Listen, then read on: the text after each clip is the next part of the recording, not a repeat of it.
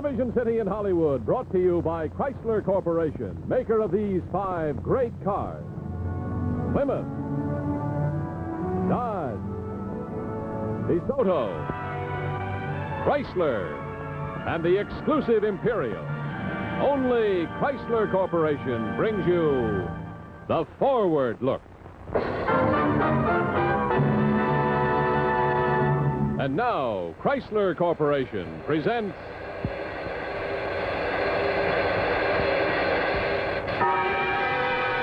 RENNIE.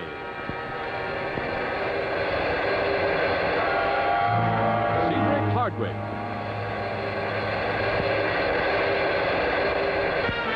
Mary Sinclair, starring in tonight's production of Climax. And now, ladies and gentlemen, your host for Chrysler Corporation, Bill Lundigan. Good evening. Tonight on Climax, Dr. Jekyll and Mr. Hyde by Robert Louis Stevenson. Starring in this classic story of the conflict between good and evil are Michael Rennie, Cedric Hardwick, and Mary Sinclair. Mr. Rennie's appearance tonight was made possible through cooperation of 20th Century Fox Studios, and his next starring role will be in the CinemaScope color production 7 Cities of Gold. And now, Dr. Jekyll and Mr. Hyde, adapted by Gore Vidal on Climax.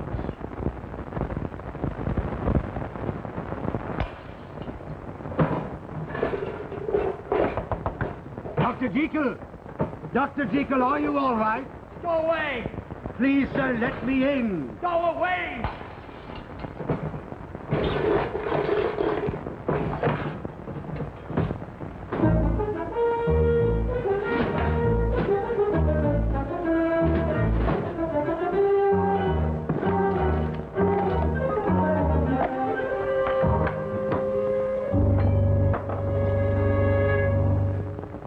Come now, Paul. Either Dr. Jekyll has gone or he has not. Now, which is it? I don't know, Mr. Utterson. I can't say, sir. Oh, it's been a most terrible time, sir. Over 2 weeks now, he's been locked in his laboratory, won't come out. We put his meals there by the door. Then after we go away, he takes them inside, if he's inside. Who else could be? Look, sir, here are 2 of the prescriptions he left with me only this afternoon. Now, you know Dr. Jekyll's handwriting.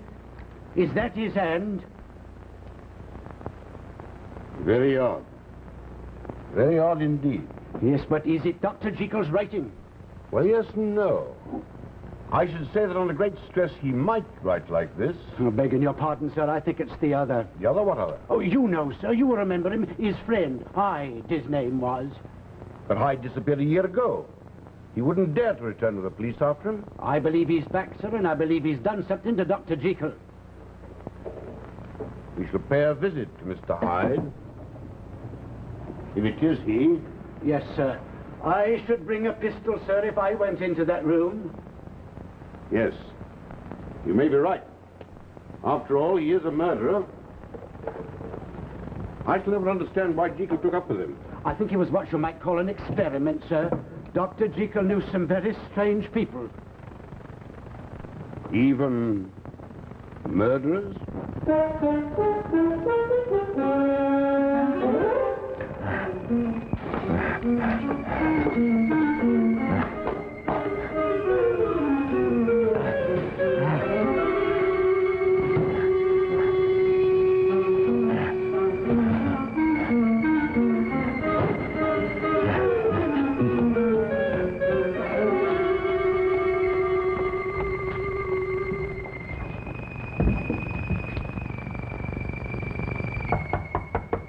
I say there, Jekyll, are you inside?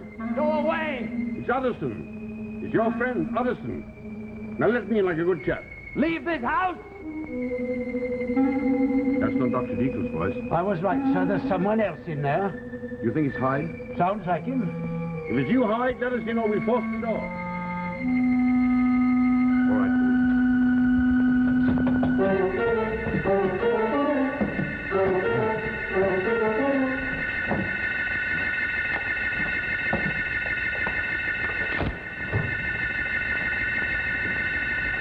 All right, now.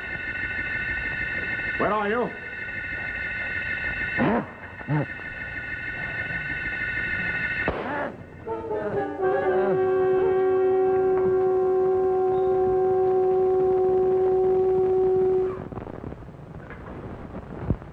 dead, sir. Yes. It was Hyde, wasn't it? Yes, sir, it was Mr. Hyde. Do you think he's killed Dr. Jekyll? I don't know. I want you to go to the police. Tell them that the murderer Hyde has been killed. I shall wait for the police here. Yes, sir.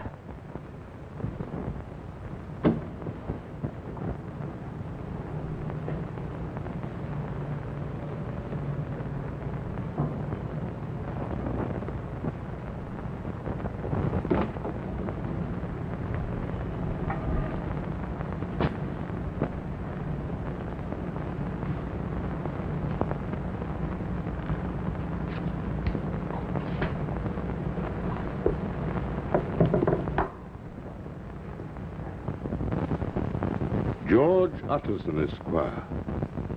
To be opened in the event of my death or disappearance. Henry Jekyll.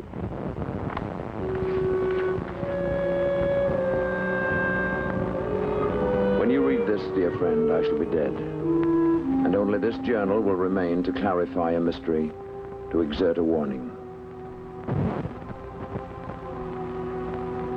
You will recall perhaps a conversation we had 2 years ago when you came to see me. And you found Dr. Lanyon and me arguing. My dear Jekyll, you astonish me. A grown man like you talking like a romantic boy. Lanyon, we're scientists. In theory, nothing is impossible. That may be true, but some things are clearly improbable. Your idea is too fantastic. Mr. Utterson to see you, sir. Oh, Utterson, we're having a row. Oh, shall we go to law? No, we might need your fine legal mind to arbitrate. Utterson, Jekyll here has decided to go beyond science, leaving me far behind. I'm only a doctor. A simple, ordinary doctor. Like me. No. You're not simple, you're not ordinary. You know what this outrageous fellow proposes to do? Raise the dead? Better than that. He wants to find the soul. He wants to play with it, to Now, you're experiment with simplifying. You're simplifying. I merely suggested that one way of discovering the nature of the soul would be to dissect it the way you would any other organism. Yes, but I was under the impression the soul was not tangible. Neither is the air, but we know it exists. We can alter it. See? Fire. We're burning oxygen. This match is creating carbon dioxide. We've altered a substance no one can see. Well, why not the soul? Why not indeed? But where do you find it? In the mind, I should think. Those parts of the mind which regulate behavior. If I were to take up this poker, my dear Lanyon, and kill you, Well, I wouldn't put it past you. You're mad as a hatter. I should suffer terrible pangs of conscience afterwards. That would be my soul punishing me. Well, it is a small matter of the law, you know. All right. But suppose the mind could be so changed that I could strike Lanyon to the ground and feel nothing. Only pleasure in a violent act. And there is something, you know, in all of us, a caged beast which delights in horror and destruction. Well, the whole idea is far too fanciful. And slightly unwholesome. Utterson, I believe I'm on the track of something quite fantastic. The soul? The soul. Good and evil. I believe it's possible artificially to produce either a monster or an angel in the same man. Rubbish. Where's my tea? I came here for tea, not a black mass. You shall have your tea, my old intolerant friend. Monster or an angel. But do you really believe that human beings are both? I do. Oh, none of us is either very good or very bad. We're just a mixture.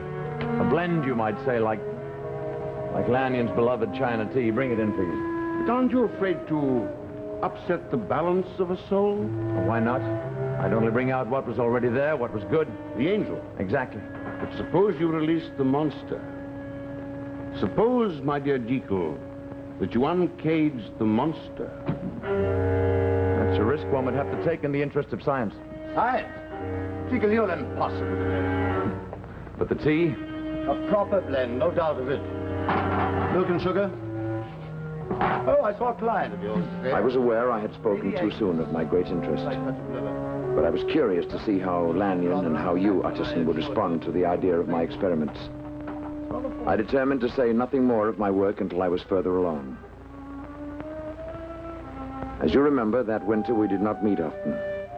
I was daily, nightly engaged in my work, Here's the package. my deliberate and hazardous journey into the soul itself. This time. Thank you, Paul. Yes, sir. Sir. Yes, Paul. Sir, don't you think... Well, I mean, it's not my place, but I work too hard. I need a rest. Exactly, sir. You know, it's not natural, all these hours you spend here. Only today, Dr. Lanyon called, and much put out he was, too, when you wouldn't receive him. Well, Poole, I'll make you a promise. Either I conclude my experiments this week, or I give them up altogether. Oh, thank you, sir. It would be a great relief to us all. The staff's fair than out of its head. I had no idea when I made Poole my promise that success was at hand. After months of tedious experiment, I had found almost by accident the proper substances which, combined, had the power to split the soul in two. The basic preparation involved a solution in which certain salts were combined and balanced. On this occasion, I added to them one of the new powders brought to me by Poole.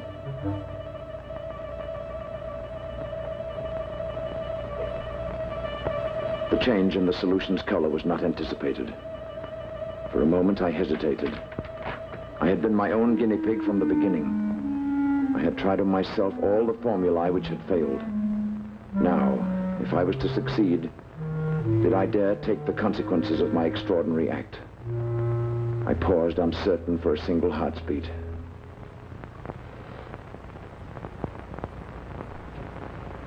Then I drank the liquid.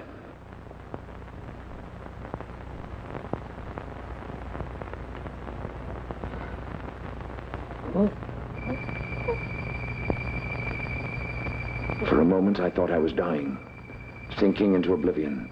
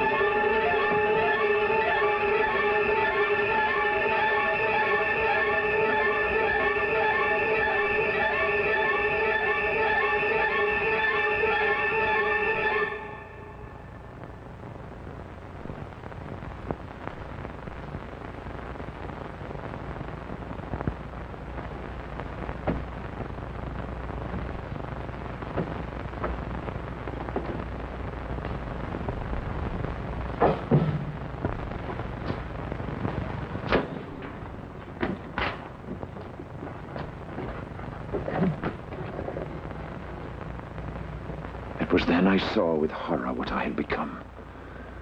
I had released not the angel from my soul, but the monster from its pit.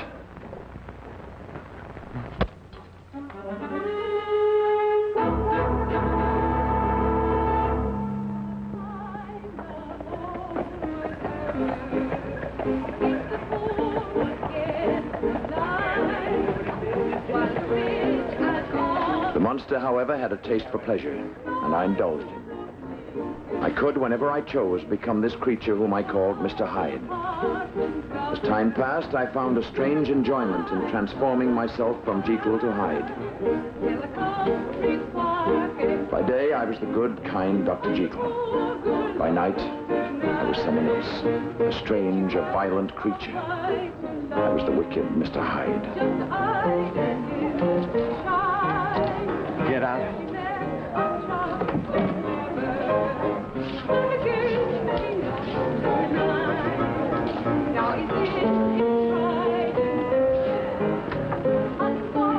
Mr. Hyde. The usual.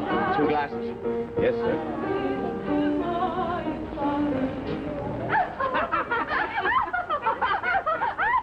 Now, come on, Doctor. You promised. You stupid. Hey, now then, what do you think you're doing? I'm sure you'll find another companion. Oh, yes. Yes, of course. I didn't mean to. Why, yes.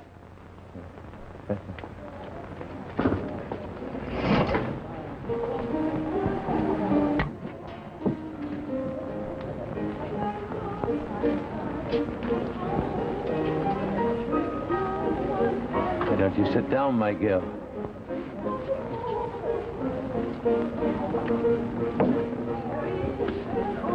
You're that Mr. Hyde, aren't you?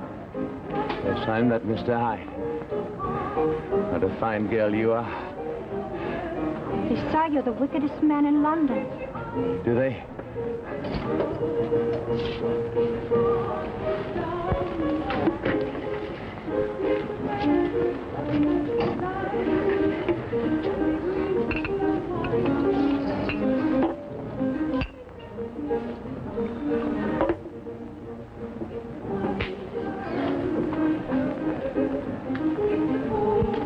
How wicked do you think I am? Oh, I don't know. But you're awful cheeky, pulling me over here like this. Away from a gentleman friend. But you're glad you're here, aren't you, my girl? Ask me no questions, I'll tell you no lies. Why don't you come a little closer? I'm not sure I want to. Come here. Here now, none of that. I'm not what you think, and it's a public place.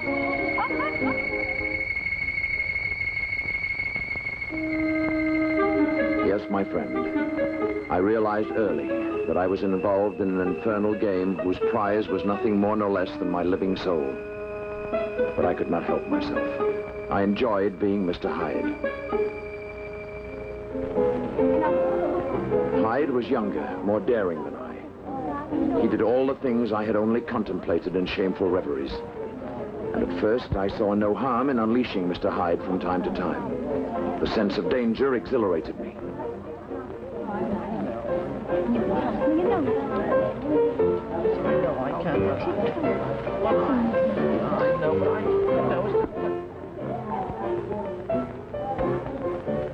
So it's Mr. Hyde. Come back to us. All right, my girl, let's go. Let's go, he says. Just like that. Just like he was a real fine gentleman or something. You'd better get a move on, mister. Gladly.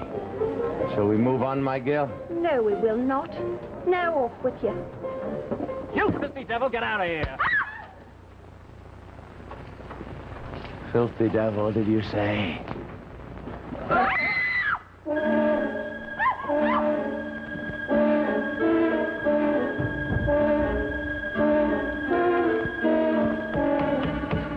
All right, what's going on here? There's a man, that man Hyde. He tried to murder Miss Bellows. He ran out down there, down the alley. Come on.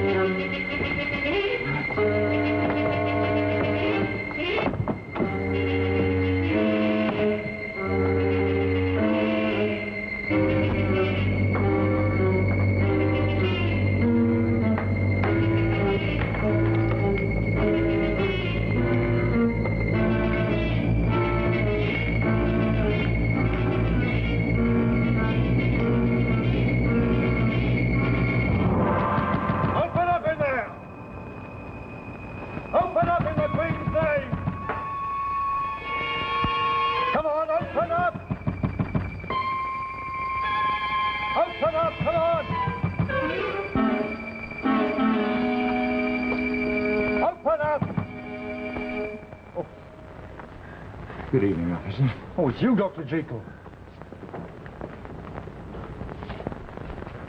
There's something I can do for you, officer. Well, sir, we followed a man called Hyde. As a doctor, I realized at that moment that Mr. Hyde had become a disease which I could no longer control. Mr. Hyde was now capable of murder.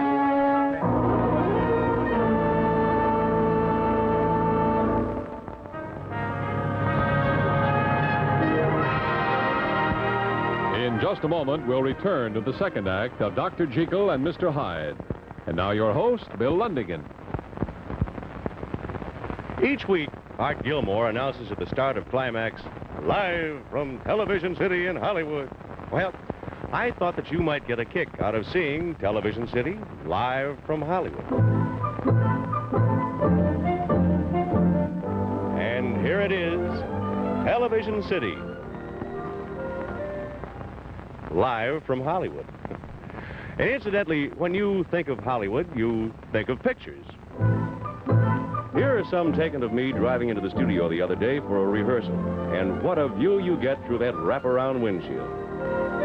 And sure enough, right on time and driving a DeSoto hardtop with that color sweep styling, a pretty lady in a pretty car, Mary Costa.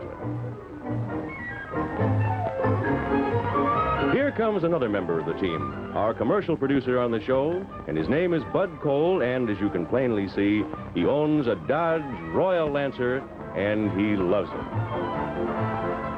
Now, here's the man I was talking about who says, live from Television City in Hollywood, Art Gilmore, a Chrysler man from way back, and this year driving a New Yorker. And off we go to the studio. Nice-looking cars, aren't they?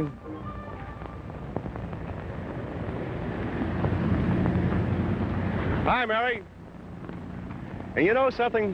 Whether it's Television City in Hollywood or around the square in your own hometown, you're seeing more and more cars of the forward look from Chrysler Corporation. You can spot them at a glance by their smooth, flowing lines, the most distinctively styled cars on the road today. Why don't you drive one and find out what a difference there is? And now we continue with Climax, tonight starring Michael Rennie, Cedric Hardwick, and Mary Sinclair, live from Hollywood.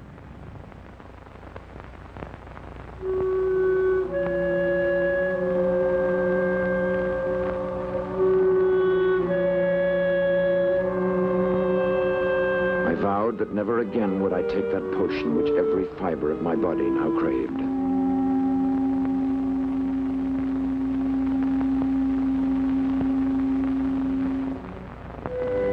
I plunged into the good world again. I saw old friends. I gave up my time to charity.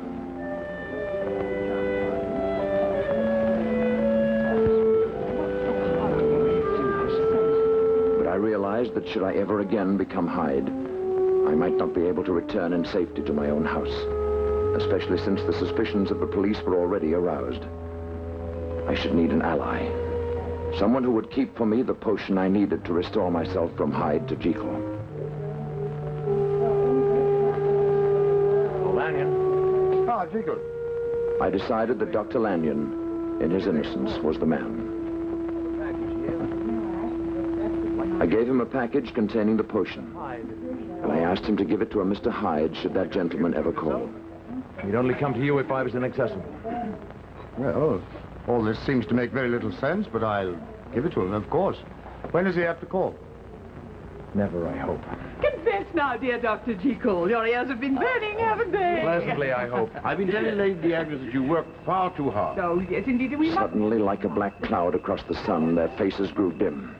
Their chatter like the noise of starlings, and I knew I could not endure them for another moment.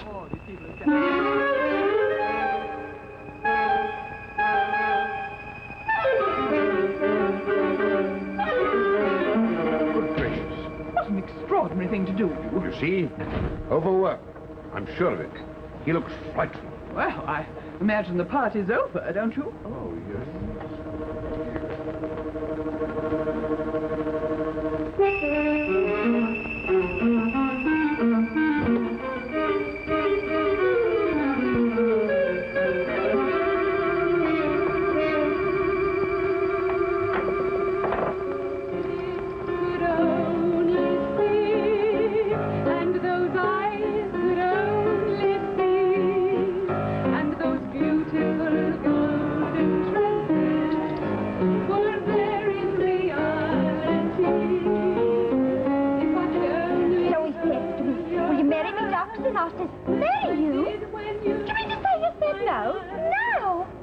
out of your silly mind. I thought at first he was fooling me, till he takes me straight to meet his old mum. Then, of course, I says yes, just like that. Oh, you are a lucky one. I should think so.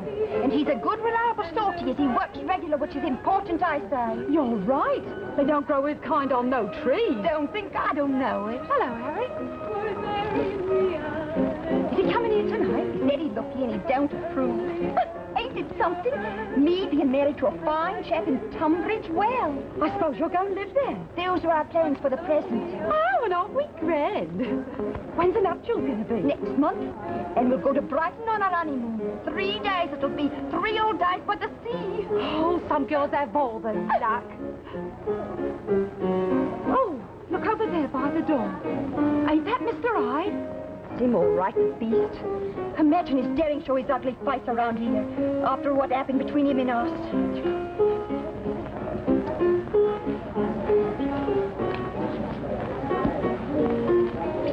Smile, my girl. Aren't you glad to see your old friend? This girl's no friend of yours, so just find somebody else to bother. But I want to bother you, my girl. I'm sure you've missed me. Let's have a little wine in that booth over there. I'm waiting for my fiancé and have no time for strange men who don't behave themselves proper. Now, Who do you think you are now? the only one who's good enough for you.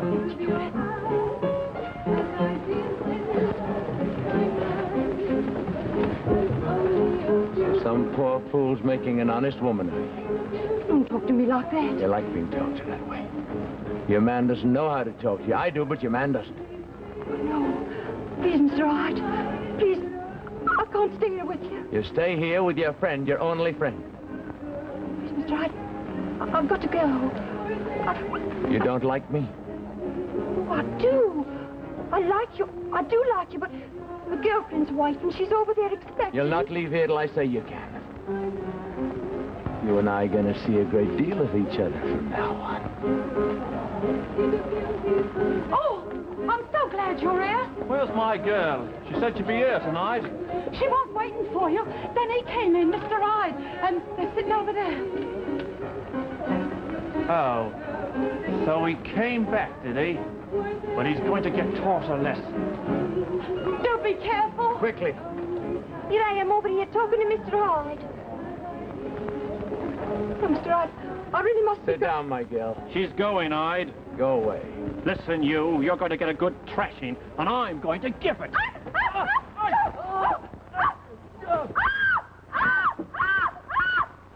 Weep at his funeral, my girl.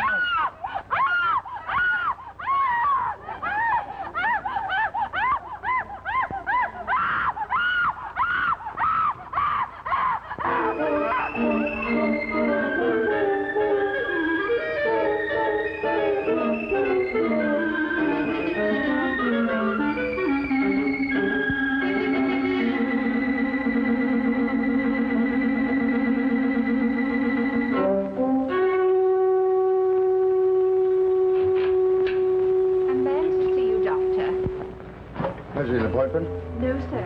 He seems very agitated. Show him in. Will you go in, please?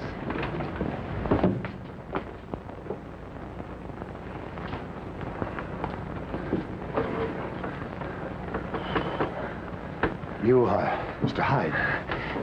Give me the package. I shall do no such thing. You, sir, are a murderer. It is my duty to report you to the police. Get that package. You can't intimidate me. You promised, Jekyll. Now get me that package, then call the police if you like. I will not be an accomplice to murder. How do you know it was murder? Newspapers. In the name of your friendship with Jekyll, give me that package. Go to him yourself. I can't. No, of course you can't. He won't traffic with the killer, and neither will I. In the name of everything you love, give me that package. I will not help you. Get it!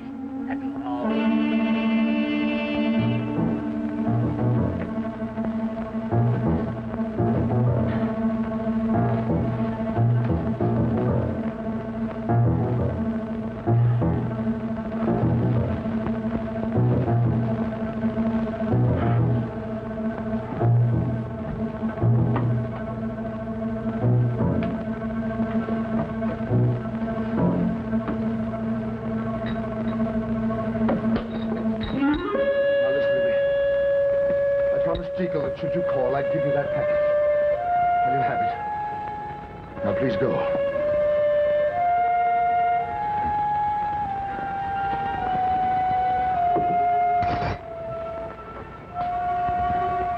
Now, lad, you who have always had such narrow views, you who have always derided my theories, behold.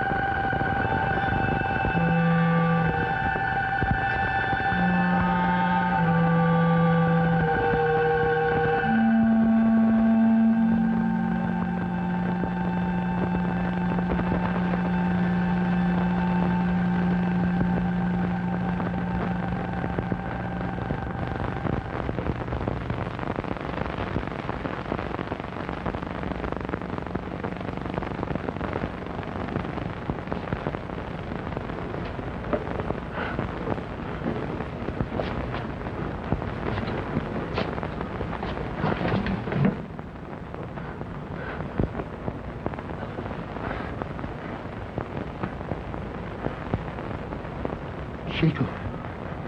Help me, Lanyon. Is this witchcraft? No, Lanyon. Science. The blackest magic of all. I've gone mad. This is a dream, a nightmare. No, it's true. I am Dr. Jekyll. And I am Mr. Hyde. I can't believe it. You've seen it. What have you done, then? Fallen into the pit. You are a murderer. Yes, Mr. Hyde killed a man last night, and I am a murderer. Who are you? How can you be two men? Remember when it started, Lanyon? Remember what I told you? That each man has both a monster and an angel. Through science, he could be either. I succeeded, Lanyon. I've uncaged a beast, a horror. Surely once you did this thing, it was enough. Thought so. Thought so, but I couldn't stop it. Tried, but I couldn't. Lanyon, there's something in me which craves to be Hyde, and I can't stop it.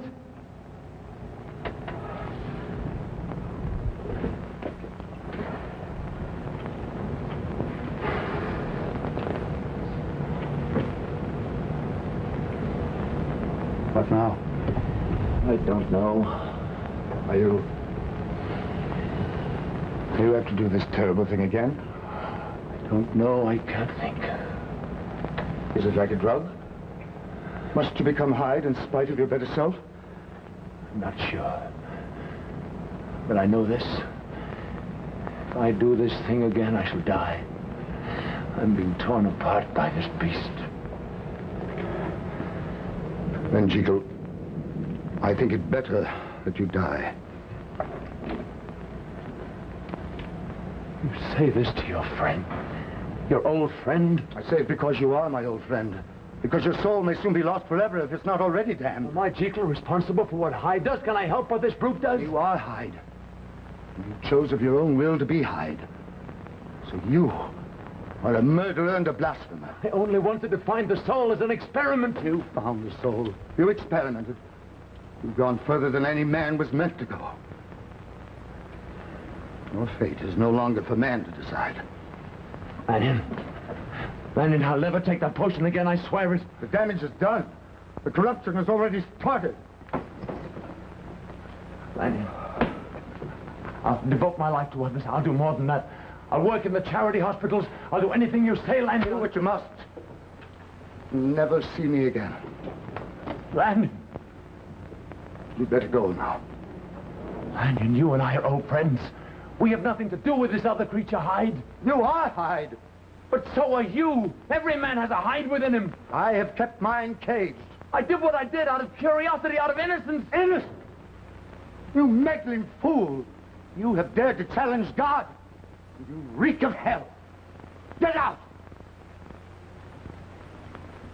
Get out.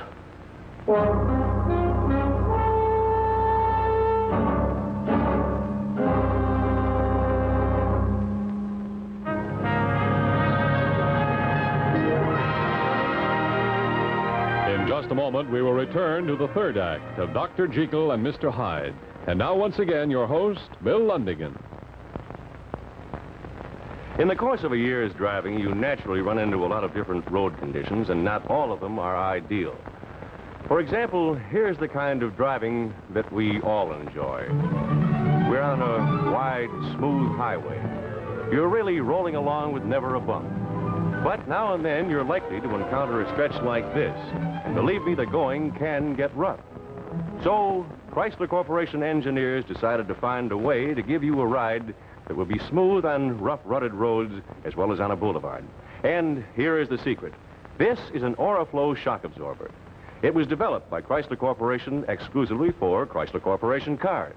And it may look just like an ordinary shock absorber, but it definitely is not. For this unique Oriflow shock absorber is built to absorb more pounding and bouncing on a rough road like this than any other passenger car shock absorber in the industry. The Oriflow shock absorber literally soaks up the bumps, keeping your car level on its course and the ride soft, smooth, and beautifully controlled. We call it the Boulevard Ride, and believe me, that's the right name for it. You get a ride that's as soft and smooth as a feather bed. And here's a tiny tot enjoying to the full the ride of her mother's new Chrysler Corporation car. And there you have it, the smoothest, easiest riding cars on the road today, thanks to the only shock absorbers in the industry that give you a real boulevard ride. And right now is a wonderful time to buy a Chrysler Corporation car. You'll find your dealer is eager to arrange the best possible trade-in and best possible payments. So why not see him tomorrow? And now, we return to Climax.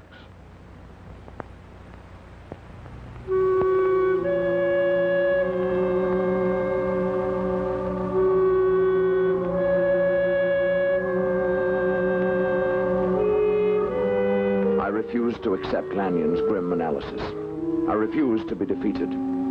With all the strength and will left in me, I did my best to atone for my unholy deeds. I shall see if Dr. Jekyll is in. But like any criminal, there were loose ends to be attended to. Only on one I was forced to deal with the police. In Dr. Jekyll's laboratory several months ago.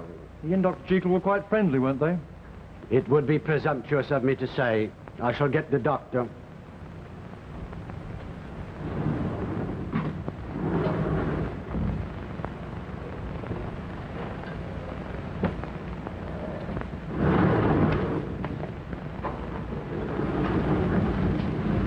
Good evening, officer. Oh, sorry to trouble you again, Dr. Jekyll. That's perfectly all right. Won't you sit down? No, thank you, sir. You, know about the murder in Soho? Yes, I read about it. We understand that Hyde was a friend of yours. Not a friend, no. But you were acquainted with him. Yes? Why didn't you tell me about this the night I first came to your laboratory? Because you never asked me. You simply asked if Hyde was concealed on the premises, and I said no, because he wasn't. You were not concealing him? No. And you're not concealing him now? No, I am not. You may search the house. Thank you, sir. We plan to. Now, Dr. Jekyll, this man Hyde hardly strikes me as the sort of chap a man like you would know. Really? Can you tell me what you know of him? Not much, officer. You see, I do a certain amount of research into the criminal mind. I used Hyde as an experiment, as an example. Any idea where he's gone? No, but I don't think he's apt to return to London. Then he has left the city. I should think so. You know, Dr. Jekyll, you could be in very serious trouble if you were to try to protect or conceal him now. Yes, I know that. Can I speak to you frankly, sir? Yes. Well, this man Hyde, he doesn't have anything on you, does he? I mean, he's not an extortionist or a blackmailer. Good heavens, no, officer. No, I detest the fellow quite as much as you do, and I'm free to denounce him if you should capture him. Good. I'm glad we can count on you. Now, have you any idea where he might have gone? Well, as I told you... The police were less problem than I'd anticipated. They believed that in some way I'd been victimized by the odious Hyde. And after a thorough search of my house, they left me alone. As time passed, they gave up their quest for Hyde, assuming he had left the country.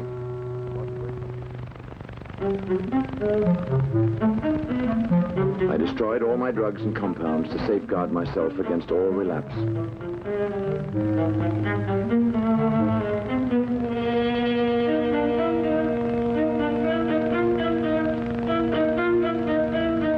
Now I would turn to charity, to good works, as I had promised Lanyon. I grew more and more secure.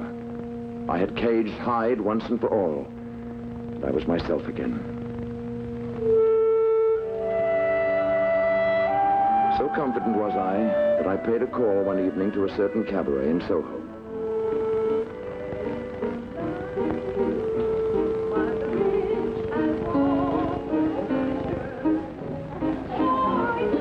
But I can't see you anymore.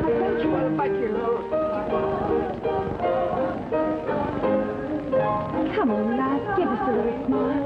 There's nothing to smile at. But you can't go on breathing your life away. What's done's done.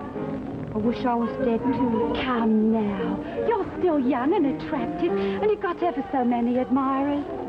I only wanted you. Come on now, perk up. Perk up. Oh, here comes a top.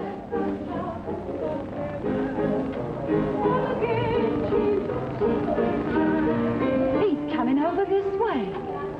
I think he's going to come and talk to you. You mark my words. Good evening. Good evening. Excuse me, I'll just go and join my friend. May I sit down? Suit yourself.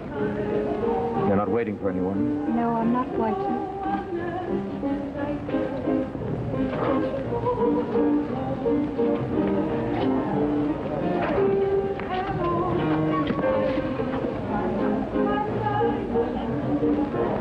It's a pleasant evening. Yes, a pleasant evening. Oh, wait, a champagne case. Yes, sir. You're the girl who was fiancée. I had come partly out of curiosity and partly out of a desire to make amends. To help in some practical way this girl. Terrible experience. Whose life I'd ruined. And he fell dead. Right here in this room. Dead. We was to be married in 3 weeks' time. With a trip to Brighton on our honeymoon.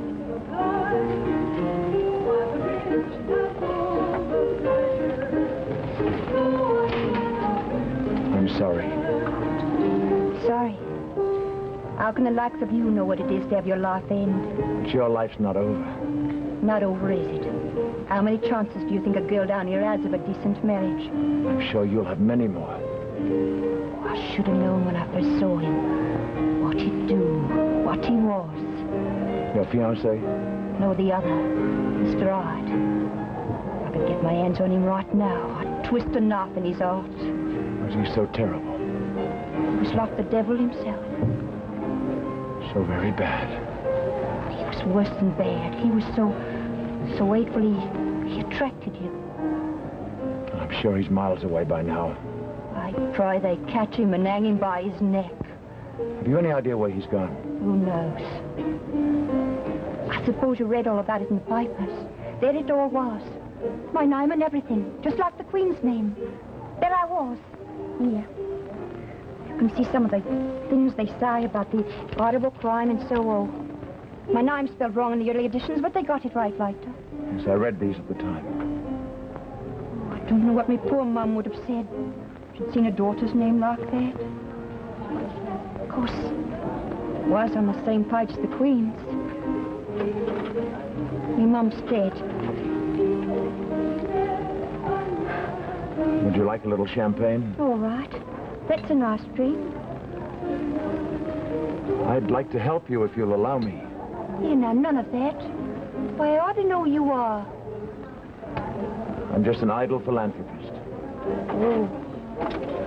That's different. But don't get no ideas about me, even if I was involved in a crime of passion.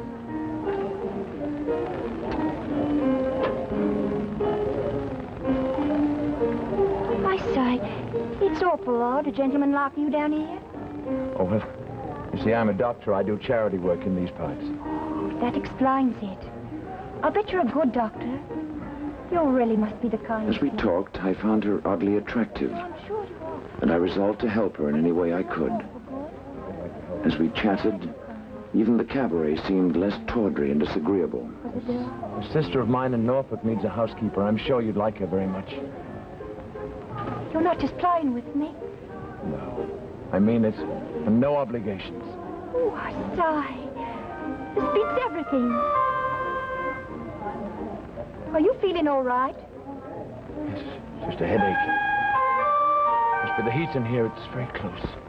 Would you like to take a turn outside? No, thank you. I had a strange sense of unreality while we talked. I would appreciate As though I was seeing the world through a heavy, muffling veil. Say, you do look rum. Yes, I'm not feeling very hearty. Shall I get you a cab?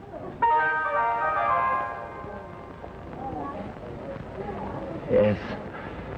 And we'll take a drive, my girl. What did you say? You heard. You sounded just like him for a moment. You frightened my girl.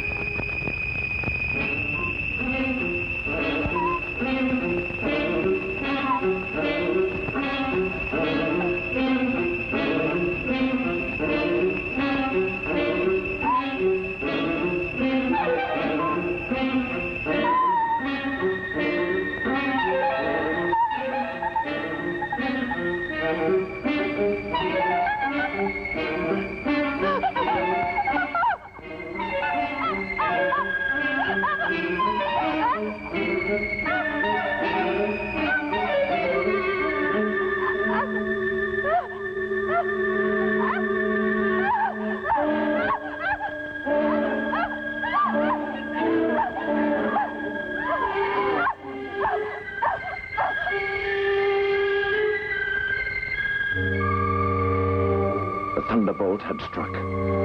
I had become Hyde without wanting to, without having first taken the potion. With every ounce of will left to me, I forced the evil Hyde to return to the laboratory.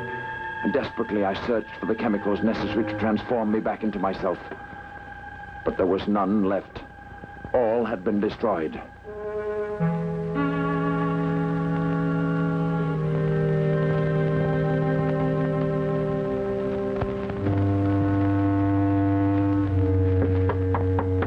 Next morning, however, I found I was again myself. I was again Dr. Jekyll. I gave Poole various instructions. He was to go to the chemist's. He was to order the ingredients I needed for my compound. I spoke urgently, for I had no idea when I might again become that monster whose evil power over me was nearly complete. I don't want to see anyone, Poole. I'll be working in my laboratory for the next while. To bring my meals, just leave them outside the door. Very good, sir. Oh, and Poole, I want the door into the laboratory. One that leads into the street, I want it padlocked. Yes, sir. From the outside. From the outside, sir? Yes, Poole, and you keep the key. I shan't need it. Yes, sir.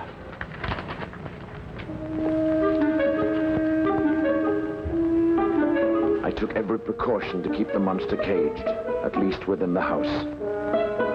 So far, I have. Though the nightmare is now becoming more than I can endure. I no longer know which I am, Jekyll or Hyde.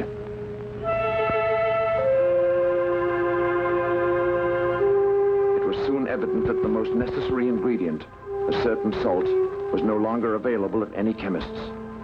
It had been a flawed chemical, an impure salt, and its very impurity made it impossible to duplicate. No luck, sir. They say the salts you've got are the same as they've always said. Tell them they lie. Tell them to look again. Tell them to order more. Yes, sir, I will.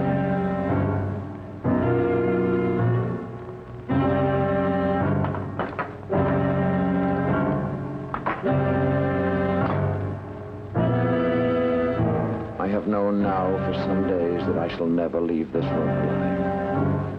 I have given up all hope. My life is now a battleground where good and evil are at war, and the victory of either one will mean my death. So great has been my sin.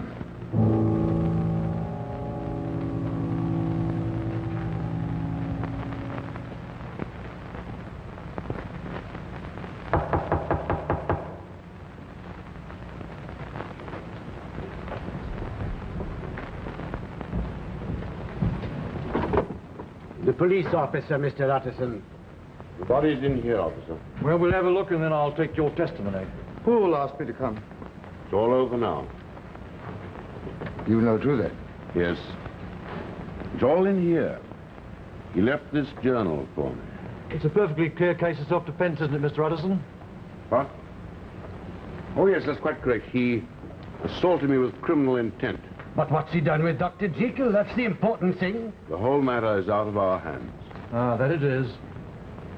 Well, Mr. Hyde, you got what was coming to you. That's certain. No, officer. That's not Mr. Hyde. That's Dr. Jekyll. What are you saying, sir? I saw him with my own eyes. It was Mr. Hyde.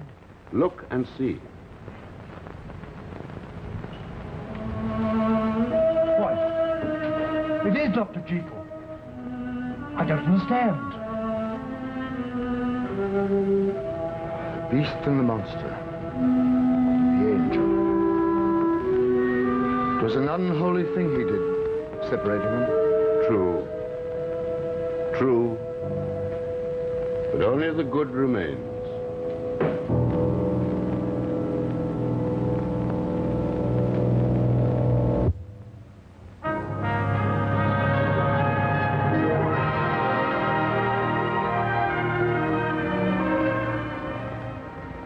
We've arranged a rather unique fashion show for you this evening.